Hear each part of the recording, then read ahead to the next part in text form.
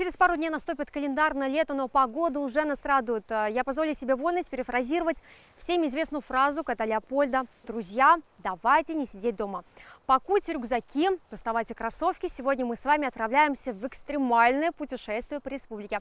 Да-да, вы не ослышались. Сегодня мы будем с вами открывать красоты Шамрушинского района.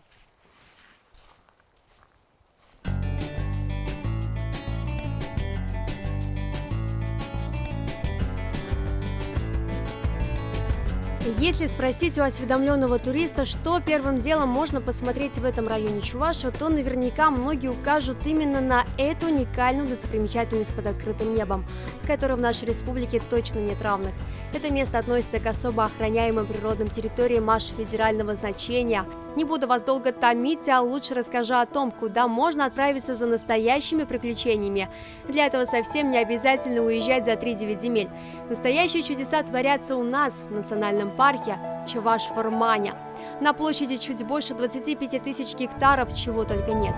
Уникальные рукотворные объекты и авторские локации, над которыми постаралась сама матушка природа. Поход в нацпарк лучше распланировать заранее. С этим с удовольствием помогут в визит-центре. Поэтому перед тем, как отправиться вглубь леса, советуем сделать остановку в самой Шамурше. Придя сюда, посетители имеют первое впечатление о нашей территории. Допустим, вот на этом интерактивном киоске мы можем объяснить и наглядно показать, какие у нас есть экологические тропы. Ну, к примеру, турист не знает, что ему посетить, какую-то, допустим, тропу выбрать и так далее. И здесь мы ему уже подсказываем. А лично вы каждую тропу уже исследовали? По каждой тропе прошлись? Да, конечно. Вообще вот эта вот первая тропа «Тайны Чувашского леса», мы ее создали в 2009 году. Это самая первая наша экологическая тропа. Мы знаем там каждый поворот, каждый уголок, каждый Ваша стенд. любимая? Нет? Ну, да. Для туристов здесь подготовили несколько тематических троп. Выбрать что-то одно мы не смогли, уж очень хотелось пройтись по каждой. Нацпарк удобно расположился на стыке двух зон – степи и лесостепи, поэтому здесь очень много краснокнижных растений. Маршруты строили в обход им, но, например, весной хочешь не хочешь, а пройти мимо краснокнижников не удастся. Они активно захватывают даже самые обхоженные тропы. Прострел раскрытый, который находится в Красной книге Чувашской республики. У нас его очень много. И вот если пойти по нашим экологическим тропам, то там буквально поляны усыпаны, допустим, этим краснокнижным цветком. Конечно же, самые редкие растения и, допустим, животные мы стараемся обходить немножко стороной. Да. Ведь самая главная задача Чуваш-Вармани – это в первую очередь охрана территории.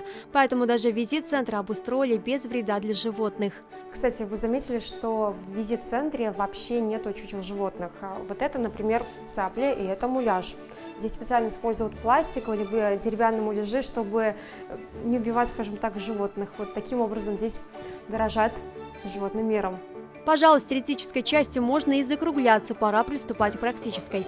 Пока далеко не уехали, не лишним будет заглянуть в какой-нибудь ближайший магазин и прикупить спрей от комаров. Насекомых, жаждущих вашей крови, в нацпарке много. И ни в коем случае не выбирайтесь на природу в открытой одежде. Пусть я буду для вас плохим примером, как не стоит одеваться. Ну а теперь в путь!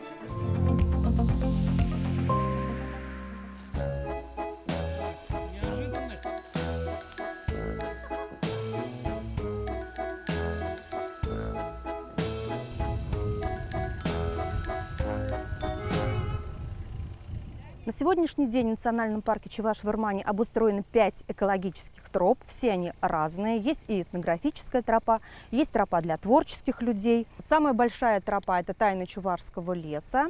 Выбор сделан. Знакомство с нацпарком решили начать с самой длинной тропы – «Тайны Чувашского леса». Ее протяженность почти 3 километра. Если ее осилим, остальные нам уж точно по плечу. Это одна из самых первых троп, которая была обустроена в национальном парке Чуваш-Вармани. Она является также у нас победителем республиканского конкурса «7 чудес Чувашии» в номинации «Чудо природы». Для тех туристов, кто заранее осведомляет о своем приезде, готовят интерактивную программу. Но если вы интроверт и любите гулять без экскурсовода, то, конечно же, можете весь маршрут осилить в одиночку. Никто не запрещает. Но тогда рискуете остаться без угощений от самой Бабы-Яги. Добрый день, добрый день. Проходи, присаживайся, мило. У меня я вот тут прям. Так, у вас там печки нет случайно? Всё у меня есть. О, Слушайте, если печка Я есть, то мне тебя- страшно. угощу зайчим пометом.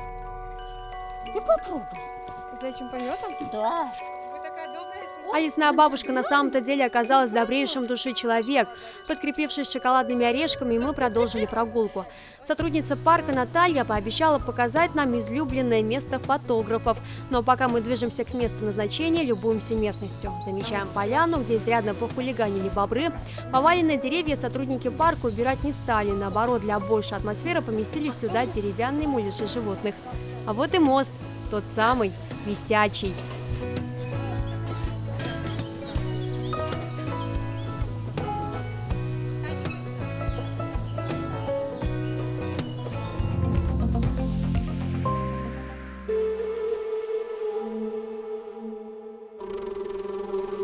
На территории национального парка есть такая уникальная композиция, которая называется Пархадар.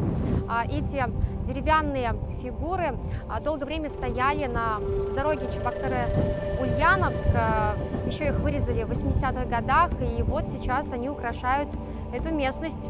Деревянные фигуры смастерил заслуженный художник Чувашии Федор Мадров, и это не просто абстрактные композиции. Каждую фигуру автор наделил особым смыслом. Таким, например, он увидел месяц сентябрь. Времена года стоят спиной к центральной фигуре мироздания, на которой сидит утка. Художник специально ее вырезал для национального парка. Птицу это поместили сюда неспроста. По одной из чувашских легенд, утка нырнула на дно океана и достала комочек ила. Так образовалась земная твердь. Впрочем, отсюда и начинает знакомство со следующей тропой этнографической, где туристам приоткрывают двери старины. В старину возле каждой деревни были керемети. Их чаще всего устраивали на возвышенностях возле лесов, родников и ручьев. Кереметь-Карды имела, значит, 3 входа. С одного входили люди, с того входа вводили жертвенных животных, там их резали, обрабатывали и в том углу уже варили. И третий выход был к воде. Вот видите, вон там. Все, Карамар. Кереметь-Карды считалась священным местом. Если у вас вдруг возникнет желание вылить свою злость на приставучих комаров, то лучше похвалите их за назойливость, так как ругаться в этом месте нельзя. А вот птиц кормить только за радость. Это, пожалуй, единственное животное в нацпарке, которым не только можно, но и нужно преподносить угощения. Одна из чувашских легенд гласит, что души наших умерших предков превращаются в птиц. И чтобы их задобрить, обязательно нужно покормить. Давайте, ребят, покормим птичек.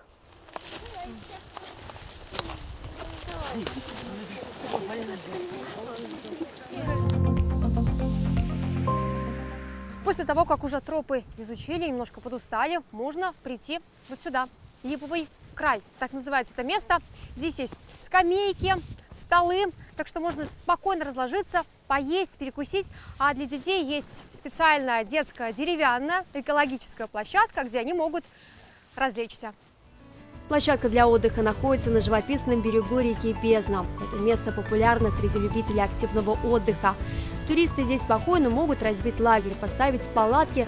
Для них тут даже обустроили целую кухню под открытым небом. Кстати, здесь можно не только взять, попросить у руководства национального парка котелок. Они тут предоставляют, чтобы сварить суп тот же самый, возможно, вскипятить чай. Также тут есть мангал. Так что спокойно можно приготовить еду. И еще, что самое важное, для нас уже здесь приготовили печеную картошку. Сейчас мы будем пробовать.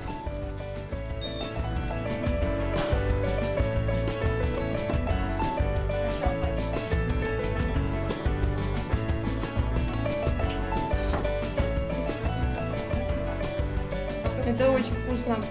Вы еще туда сало добавили? Да, это фирменная чуваш-формат. То есть у вас тут вообще какие-то повара еще и работают?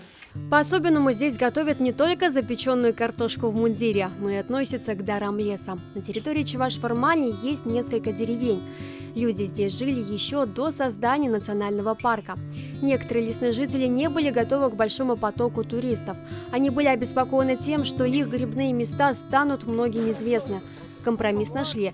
Теперь в нацпарке каждый год осенью организовывают грибной фестиваль, где местные могут похвастать своими заготовками и даже их реализовать. Впрочем, Чуваш Вурмани готов принимать гостей круглый год. Весной, например, по рекам, которые находятся на территории нацпарка, туристы справляются на байдарках.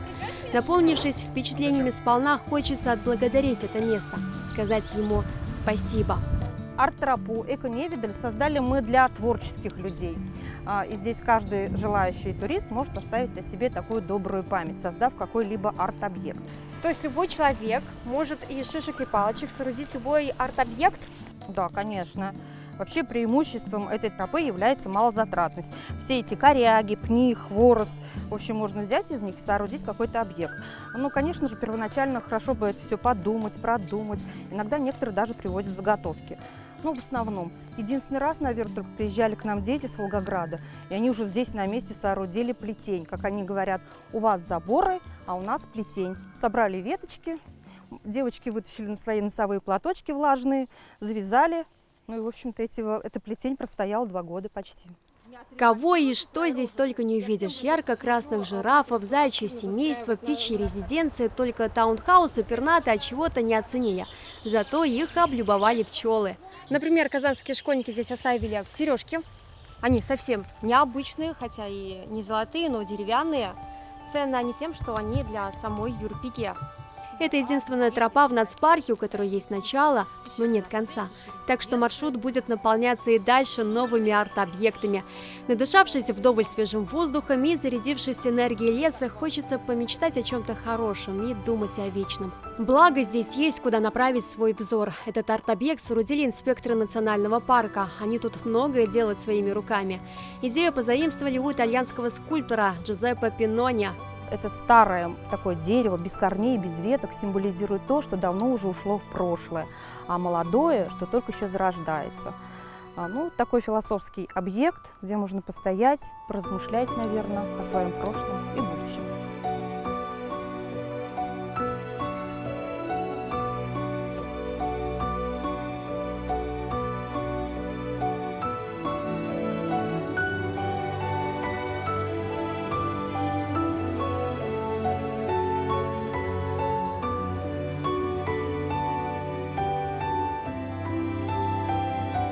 Ну что ж, наш поход выходного дня близится к завершению. Сюда нужно приезжать не только на один день. Нужно брать палатку, спальники, рюкзаки и отправляться сюда на целые выходные. Потому что красот, которые нужно здесь посмотреть, множество. Надеюсь, что у вас получится это сделать. Это была программа «Открытый музей». Пока!